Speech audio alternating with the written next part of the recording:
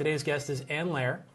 Anne has co-authored 2 books, Managing the Unmanageable, which is about how to motivate even the most unruly employee, and A Manager's Guide to Coaching. Anne, welcome to the show. Now, you say that you've always known that you were going to own businesses. You've always known that. From what age? Probably 2nd grade. I'm the youngest of 8 kids. So my family is Irish Catholic. My parents had 8 kids in 11 years. Anne Maureen, Daniel Patrick, Mary Colleen. You get the picture. Mm-hmm. And when I was in 2nd grade, my mom started working full-time. And she still had 4 kids at home. And she had to have someone figure out how to get the dinner on the table. And so she would pay me $1 per meal. And so she did most of the work, I have to be honest, but I would come home from school, do my homework, get the dinner warmed up and ready, and that's how I started earning my $1 every day. Well, $1 a meal, that wasn't that much in the 1990s, but at least it was something. It was something. And then I had a lot of paper routes as well. My brothers had paper routes, and so then I would follow them. I would first substitute, and then I would take over their routes. So from an early age, I learned the value of earning your own money. Yeah. Now, you have an interesting journey also when it comes to higher education. Your career path or your higher education path took a couple of detours. Tell us about that. It did. So I grew up in Ithaca, New York. There's 2 universities there, Ithaca College and Cornell University, and my dad taught at Cornell. And it was kind of expected that we would all go to Cornell, or at least to a very good university like that. And I went originally as arts and science. I didn't really know what I wanted to do, but I went, and it was literally just 2 blocks up the hill. It wasn't that big a deal. I didn't want to go there, but I decided to go there. And then the 3rd semester of arts and sciences, I said, I am done with this. And I dropped out literally in the middle of my 3rd semester and went to culinary school. I just said, this is it. My parents were horrified at first and then supported me. But the joke is that I am an Ivy League dropout. Finally enjoyed everything that I learned in culinary school, did some internships, and realized, you know what, Mom and Dad were right. I don't want to be a chef my whole life, love it, and love what it brings, and then went back to Cornell to the hotel school and finished my degree. So I've had a couple of detours along the way. Mm-hmm.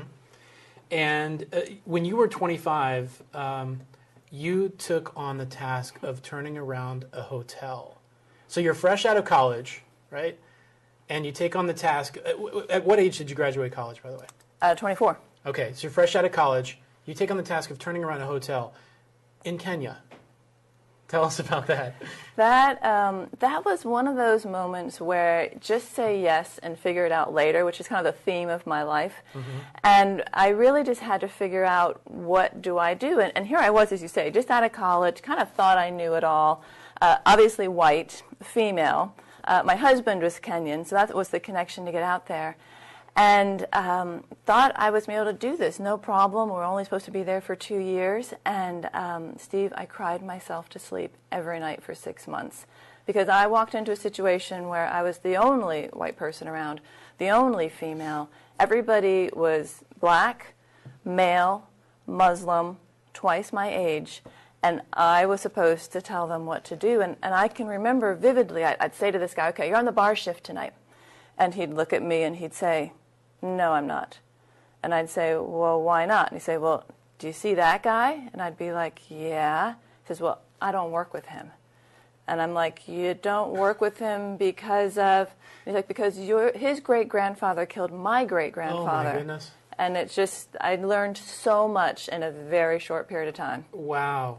And so you and your husband purchased this hotel? Or? No, we were just running it. We were the managers of it. Eventually we grew it and we added another hotel and added a safari camp. But originally we were just supposed to run it for 2 years and then leave, and we ended up staying 12 years. And I remember reading that when you took over, it was a 10% occupancy. I mean, I've never even heard of that. How does this is like one of those TV shows you see where somebody comes into a failing business and tries to turn it around. Well, it takes a little bit longer than a TV show. It took us 2 years to turn it around. But yeah, I mean, there literally were like 12 wine glasses.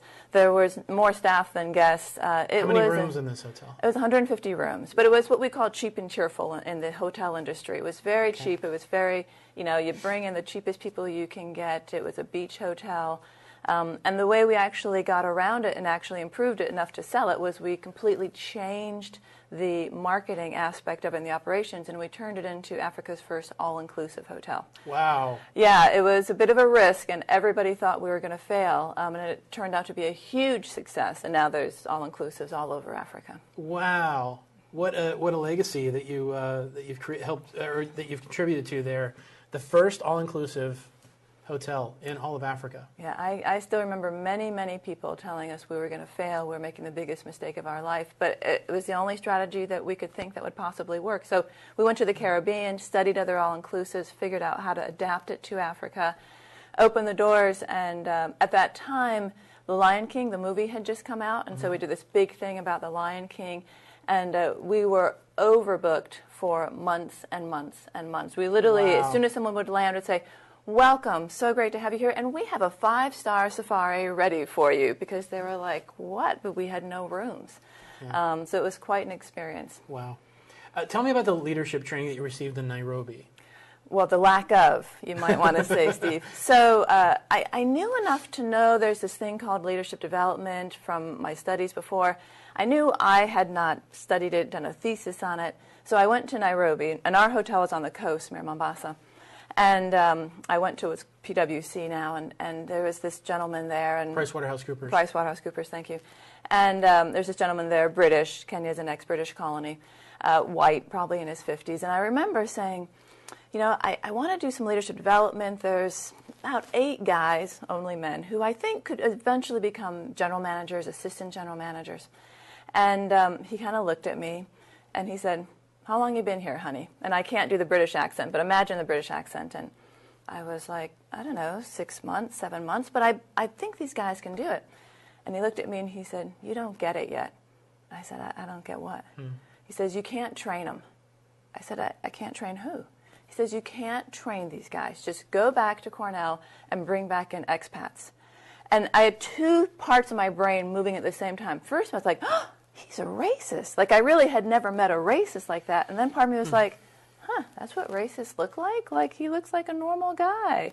But it completely, I was like, I'm going to show you. And I remember I ripped up the check, and I went back, and I was like, I'm just bringing every book I can. I'm taking every course I can so that I can get these guys to become general managers and assistant general managers. And I'm proud, even though we sold it many years ago, they're all now working in the hotel industry, doing very well. Wow, yeah, that was my next question. Is, you know, have you followed the career path of a few of these leaders that you brought up? On Facebook, we Facebook each other all the time, and they're still doing quite well. That's great. Do you have a favorite story that you'd like to share about one of those?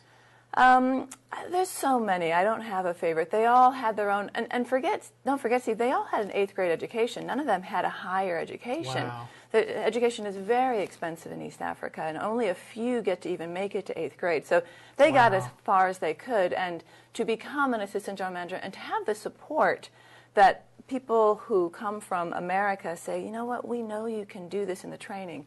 It changed my life, and it changed their lives, obviously, too. Well, while we're on the topic of leadership and management, a question that I've asked a number of guests in the past is to help us understand the difference or the distinction between the two, between leading and managing, because I think a lot of our viewers, a lot of people that I speak with really have a tough time making that distinction. How do you define the differences there? Thanks for asking that. It is confusing for people who don't kind of understand it. So the way I explain it is I use a model called vision, alignment, execution, and I'm a visual person, so they go on top of each other. So vision is, where are we going as an organization? Where are we going as a company? Alignment is the buy-in. You know, does everybody on board? Do we have the stakeholders, the board, the consumers on board? And then the execution is, how are we actually going to make this work? And so if you look at it in that way, the leadership is the vision. They have the vision. They set the guideline in terms of, this is where we're going. Here's the train we're on.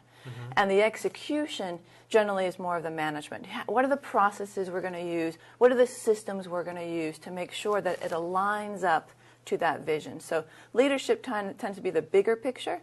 Execution is just as important to make sure that that vision gets achieved. And the alignment, does that happen from both sides? It happens from both sides. It also can happen from someone on either side in terms of what I often say is the influencer without authority.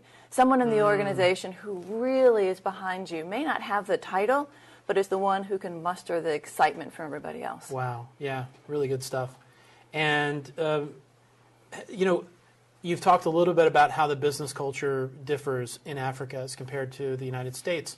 What are some other ways in which the business culture differs? Maybe some things that shocked you in the beginning.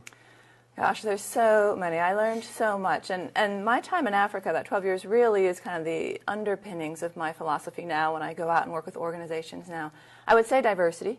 Absolutely, it's a huge underpinning of where we are now. It's also one of the 4 trends of the future in terms of, as of July 2011, majority of people being born in America are people of color. So diversity is here to stay. It's going to be huge in terms of how it strengthens our organizations, how we look at consumers, because we want our workforce to be just as aligned with our consumers.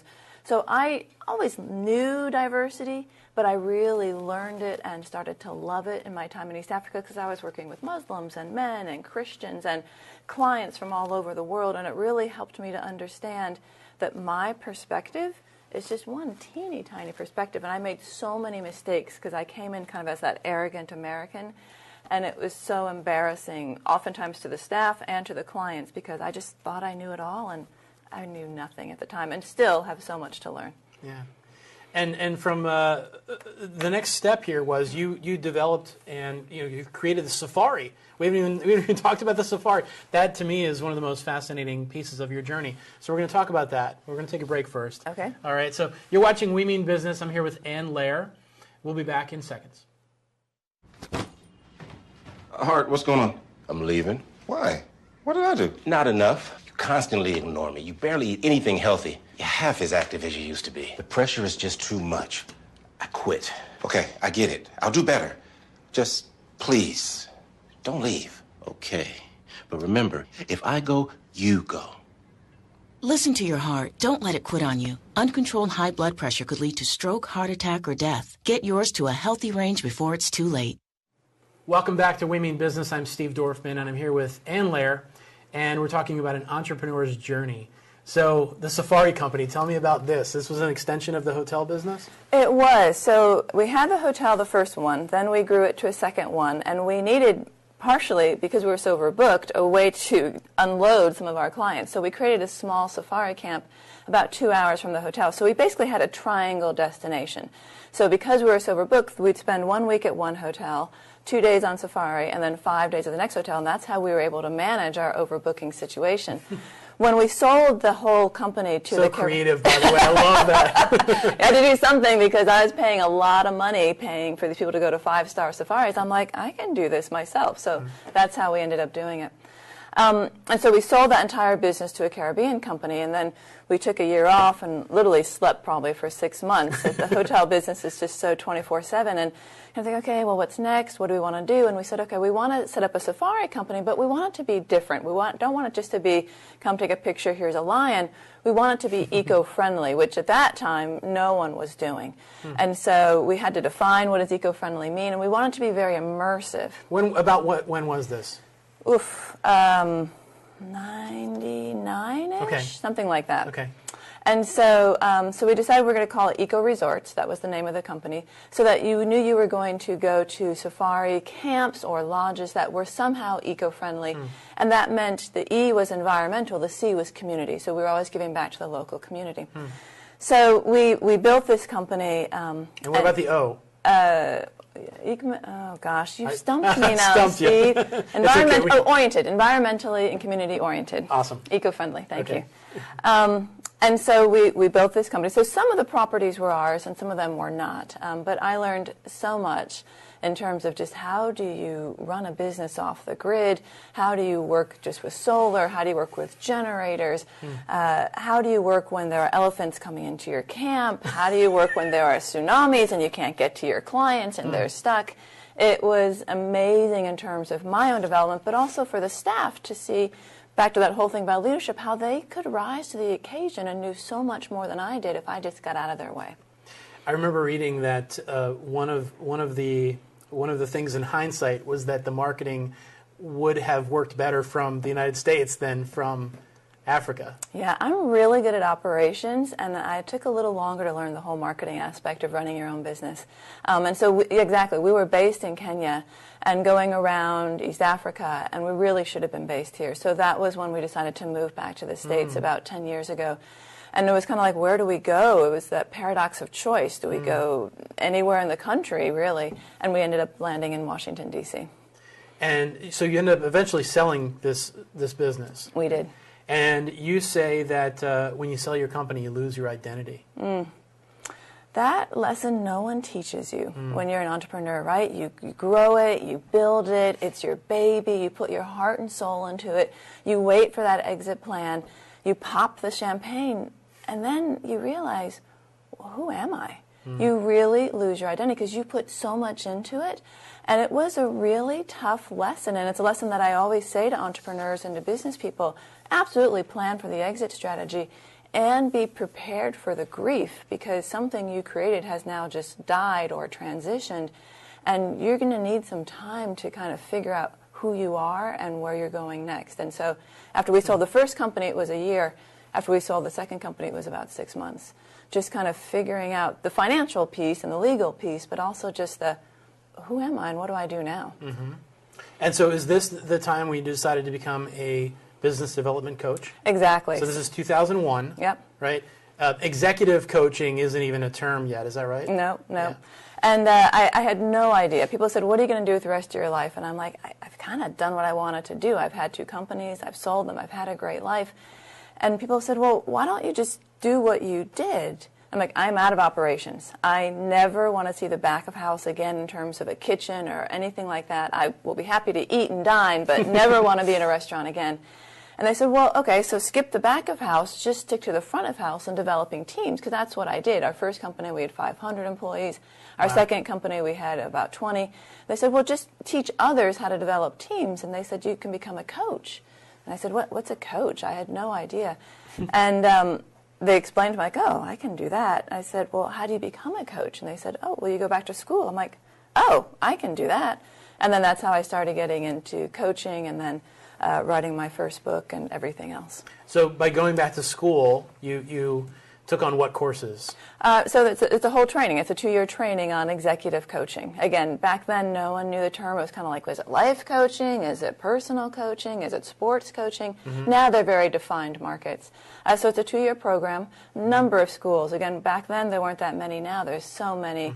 And International Coaches Federation is based here in D.C., and anybody who's interested in becoming a coach can just look them up and start learning what is it like and what do you need to do to become certified to become a coach. I've always heard good things about ICF. It's a great program. Now, another big question that I know is on a lot of people's minds is what is the difference between a coach and, say, a mentor? Great question, and I'm so glad you asked that. So often the other one is counselor, too. People kind of get them all mixed up. Or even consultants. Exactly. They're also wishy-washy. So and the way I explain it is that a mentor will actually often give you advice. They'll often be paired up with someone who has experience in the area that you want experience, and they'll give you advice and say, well, let's talk about how to do it. And so it's almost more of a relationship where you're going to someone for advice. Counseling is more in terms of if we need some EAP, Employee Assistance Program, or something like that. Well, we need something maybe in our personal life, grief, that kind of thing. Consulting, again, is you are giving your business acumen and your business strategy to help someone grow. Coaching, what I often say, is that you go from awareness to action. So the awareness is, how am I getting in my own way? And then what am I going to do about it? Most coaches do not actually give advice. They do not actually tell you what to do. They actually ask questions, thought-provoking questions, that then gets the person to figure it out for themselves and then move forward. Very good. Of course, it has me think about how it aligns with the coaching that we all traditionally know as coaching, which has to do with athletics and the parallels that exist there. What's the catalyst for you in co-authoring these 2 books? So I am very dare-driven, to say. I dare to write a 3rd book. No, that is not happening. But it was kind of like going to Africa. Like, go to Africa. Like, what a great adventure. And someone said, you should write a book. And I'm like, please, like, as if there are not 1,000 books out there. They said, no, you can do it. And my co-author, Brian Emerson, said, if you can find the agent I'll help you write it. I'm like, how hard can it be? And again, that's kind of my life. I say yes, and then I figure it out later. And so I said, sure, I can figure this out. And I literally contacted 100 people. I'm very methodical. I had a whole spreadsheet of people either who I'd found on LinkedIn or through my network who either knew an author, had an author, were a literary agent, and I just contacted them all one by one and said, can you please help me understand how the game is played? And finally, between all the contacts, someone helped me understand how the game was played. I understood how do you get an agent, and then was lucky enough to have a fabulous agent based in New York. And your first book was published what year? I hate it when you ask me these tricky questions. I wanna say 2003. 2003? Okay. 2003. And the reason I'm asking that question is because here we are in 2015, and I'm wondering how the landscape is now different, right? With digital and everything else that's sort of changed the publishing world. And I know I see Seth Godin writes about this all the time.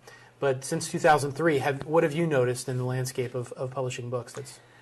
So I think books have a place. The old-fashioned paper books have a place. I think that they definitely are a certain audience who likes them. I think they are still very valuable. I think it's just the methodology of how are we going to consume it. Are we going to consume it in bite-sized pieces, like on a T-chat, and then people are saying on the T-chat, look at this on page this, look at this on this page, or are we going to consume it in the old-fashioned paper, or are we going to consume it on our Kindle? So I think they're still viable. In fact, I just read research yesterday that said some of the best leaders are the voracious readers who are just constantly reading. I think, does it matter if it's paper or electronic? I'm not sure that matters so much anymore. We've always heard leaders are readers. Do you feel that's true? I do, actually, and really only because of what I just read yesterday, that the best leaders, I was reading this, best habits of leaders. They tend to be early wakers, early risers. They tend to have a set routine in the morning, and then they tend to read at night. And so, actually, I'm trying that. I'm trying to read one business book a month, and it's hard, Steve. It's really hard. That's a realistic goal. A lot of people set goals that are unrealistic when it comes to reading. I'm going to read a book a week this year. That's my New Year's resolution. And yeah, a book a month. That's probably doable. Just doable. I love the idea, or I love the fact that we can consume books in so many different ways now. You mentioned Kindle, of course, the physical books. And then there's audiobooks. And I have to tell you, that's how I've consumed a number of books, is by listening to them in the car. And you don't even drive that much. But if every time you turn the key, there's a book being read to you, then before you know it, you've gotten through a book. And a book a month is definitely doable, even if you only drive 10,000 miles a year. That's no problem. You can do a book a month on audio. Thank you for that tip. Someone else said that yesterday too, and I do not do audiobooks, so maybe. And there's so many ways to get it now. I mean, it's not just buying books on CD. You can, and I have a friend who was on the show about a year ago, and he's actually including the audio version when you buy his physical book. Brilliant idea. So if you're not going to use it, then maybe you can pay it forward. Maybe give it to somebody else. But that's how some people like to consume books, and I'm one of those people. And I know that I'm a rare individual when it comes to that. But I just love the idea that there are so many ways today to absorb books that we didn't have in the past. And I love that there are still physical books, because there is something about holding a book in your hands. And I mentioned Seth Godin a moment ago. He talks about it as a souvenir. That it's when you have a bookshelf full of books that you've read or maybe not read, they sort of serve as a souvenir in some way. What advice do you have for people that, this is a selfish question because I'm one of these people, who've been working on a book, or maybe they know that they have a book in them and they just haven't gotten it out of them yet? What advice do you have for those folks? So a couple things. First of all, it depends what style of a learner you are. So I'm an extrovert, which means that I talk as I think. And so to sit down and write was really, really painful. So the first book I had to collaborate with someone, and we actually had to meet, and I had to collaborate, and we would talk about it, and that would get me excited, and then he would go write. And then I would go edit. So that's how we worked that out. It worked really, really well. The second one, what I did was I actually did it on audio. I actually I just downloaded whatever it is on my phone, and I would take walks around the neighborhood, and I would talk the chapters in, because I can talk much faster than I can type, and then someone would edit it. And then when I could see it, I could then figure out, well, that actually goes there, and that actually goes in chapter 2. But to sit down and write, if you're an extrovert, very difficult, at least for me. Yeah. How brilliant to walk around the block and speak your book Yeah, and there's so many tools and there's so many experts out there that can help you take whatever it is that's in here and put it into book form, right? Good stuff. You focus a lot on trends. I want to make sure that we cover that. Why are trends so important, and how can the rest of us pay attention to trends? Trends are really important because we always need to know what we're going toward. We work and we work and we work and we work, and what are we going toward? What are we going toward in terms of the vision of the organization? What are we going toward in terms of where our country is going, where the world is going? And just as you were talking about books and how we can consume knowledge differently now, trends can help us figure out as leaders, where do we take our company and where do we need to go next? And so there's 4 trends that I really focus on. I'll start with one and then stop in case you have any questions on them. But the first one is the one that most people are familiar with, which is the generational trend. And the fact that in the next decade, we're going to lose 43% of our workforce in the traditional 9-to-5 job. And so what does that mean for organizations? 43% meaning the baby boomers? The baby boomers. Retiring? Okay. Yeah. And so what does that mean for organizations? How are we retaining that historical knowledge, and how are we making sure that we are grooming the next generation? So most people are familiar with that trend, but they don't know what to do with it. And so I like to help people figure out, we got this trend, let's take a look at your demographics. How are you going to prepare for this trend? Do you find that a lot of people are just sort of heads buried in the sand? Because this is unprecedented, isn't it? It's unprecedented. Not so much heads buried in the sand. Like, they poke up and they get it, but they're so focused on the next quarterly results and the next quarterly results that they don't have time to think about it. So having someone like me or you really sit in their face and say, no, you need to plan for this. You need to put resources aside for this, for customer experiences, for how to make sure we motivate the next generations. That then gets them to focus and pay attention. We have about 30 seconds left, and I read a recent blog post of yours about firing with dignity. So in 30 seconds or less, how do we fire with dignity? We listen, we set expectations, and we make sure that we give them the space that they need, that they can leave with ease. Yeah. You wrote about just setting those expectations even in the interview before the person is even hired, so that this doesn't come as a surprise to anybody. Exactly. Right? Yeah. Exactly. Very good. And the time has gone by too quickly, but we've covered a lot. Thanks so much for being with us today. Thank you for inviting me today, Steve.